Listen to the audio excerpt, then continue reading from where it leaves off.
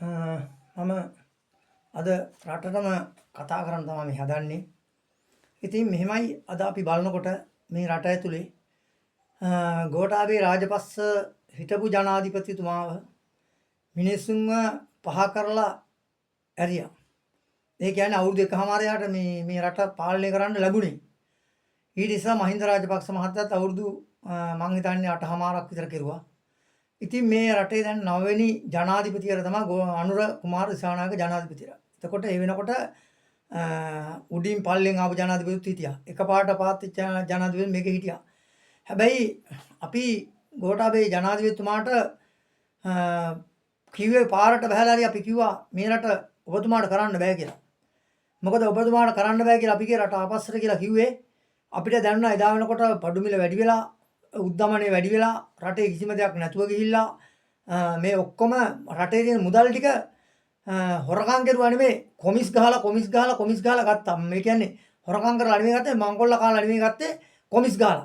ඒ කියන්නේ රටේ හැදුවේ පාරවල් ටික හදාන්න දැම්ම සල්ලි බැමි තාප්ප හදාන්න දැම්මා. එතකොට ඇත්තටම කොළඹ නුවර පාරයි තියෙන විශාල ප්‍රමාණයක් කොන්ක්‍රීට් ප්‍රමාණ ඒවට නිකරුණේ සල්ලි දාලා ඒවට වැඩි මුදලක් දාලා ඒ සල්ලි සාක්කුවට ගත්තා. ඉතින් මට කියන්න තියෙන්නේ අපේ රට තුල මේ අපි ගෝඨාභය රාජපක්ෂ ජනතා එළවපු වෙලාවේ කට්ටිය එළවුවේ කෑ ගහලා එයා නෙමෙයි මේකේ වැඩිකාරයා.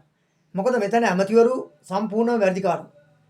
ඊට පස්සේ පළවෙනි ජනාධිපති ඊළඟට අගමැතිවරු ඊළඟට පස්සේ ලේකම්වරු ඊට පස්සේ ඇවිල්ලා රාජ්‍ය සේවකයෝ ඊළඟ ගමේ ඉන්න සමාජික සමිතිවල ඉන්න නිලධාරී තමයි මේ රට විනාශ කරන සම්පූර්ණ මේ රටේ මුදල් ටික මංකොල්ල කණ්ඩ රටේ මුදල් ටික නාස්ති කරන්න රටේ කමිස් ගහලා එයාට මෙහාට ගන්න දැන් පාරකට සල්ලි පාස් කරපුවාම ඒකේ පැත්ත පුරවන්න පස් පුරවන්න සල්ලි නැහැ.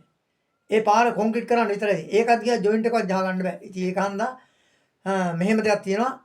පාරේ කාපට් කරන්න තියෙනවා නම් තාර දාන්න තියෙනවා කාපට් කරන ගොඩ ඉඩම දිගේ යන්න තියෙනවා නම් පාරක් මේ තාර දාන්න හරි කාපට් කරන්න තියෙනවා. ඒ ටික සම්පූර්ණ එහෙම කරන්න ඕන.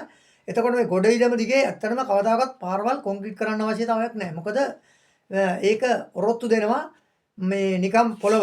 ඒක මඩ පොළවක් නෙවෙයි ගොඩ ඉඩම කියන්නේ. ඒක නිසා ඒක ගොඩ ඉඩම කොහෙද තිබුණත් කාපට් කරන්න පුළුවන්. එතකොට මඩ කුඹුරු මැදින් තියෙන පාරවල් තියෙනවා නම් ඒවා සම්පූර්ණ කොන්ක්‍රීට් කරන්න පුළුවන්. හැබැයි පාරට අයිති ප්‍රමාණය ගන්න ඕන. පාරට හරියට දැන් පාරක තියෙන ප්‍රමාණය ඇත්තටම පාර මැනලා හිටන් ගන්න ඕන. අරගෙන ඒ පාර ඒ විදිහට හදන්න ඕන. තාමත් අනුර කුමාර දිසානායක මම රට හදන්න බෑ කියනවා. මොකද ඔබගේ නිලධාරීත් එක්කලා මේ රට හදන්න බෑ. මොකද ඔබ ගත්ත නිලධාරී නෙවෙයි ඉන්නේ. ටී වල සම්පූර්ණයෙන්ම ඉන්නේ මහින්ද රාජපක්ෂ මහත්තයා. මේ කවුද රනිල් වික්‍රමසිංහ මහත්තයලා. ඒතකොට චන්දිකා මැඩල්ලා. ඒ කට්ටිය ඉස්සෙල්ලා හිටපු ජනාධිපතිවරු තමයි මේ ටී වල රාජ්‍ය සේවකයෝ අරගෙන තියෙන්නේ. දැන් අනුර කුමාර දිසානායකට මේ එනකොට ගන්න කාල සීමාවක් නැහැ. ඉතින් ඒක නිසා මම කියනවා ඍජුවම අනුර කුමාර දිසානායක ජනාධිපතිතුමනි ඔබට මේ රට කරන්න බෑ.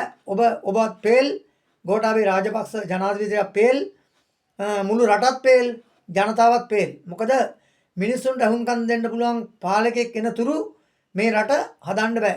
හදන්න බැරි මොකද තාම ඊට වැඩි යට තියෙනවා වැඩි කොටසක්. ඒකත් ඔබතුමාට අපි කියන්න ඍජුවම තව බොහෝ කාලෙකදී අපි ඔබට ලිඛිතව පෙන්වන්න පාරට බහැලා හරි පෙන්වන්න අපි ලෑස්තිලා ඉන්නවා.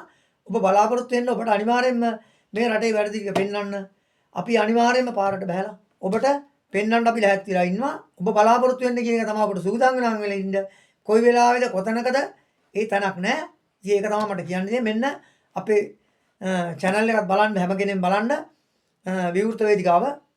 ඒ වගේම විවෘත වේදිකාව විතරයි මේ විවෘත වේදිකාව විතරයි ඇත්ත කියන්නේ ඇත්ත පෙන්වන්නේ ඇත්තම කියන වේදිකාව තමයි විවෘත වේදිකාව. ඇත්තටම අපිට මේ channel එක බලන්න කියලා අපි ඔබ සියලු දෙනාට ආරාධනා කරනවා. සියලුම දෙනාට මේක මේ share කරන්න, share කරලා පෙන්වන්න.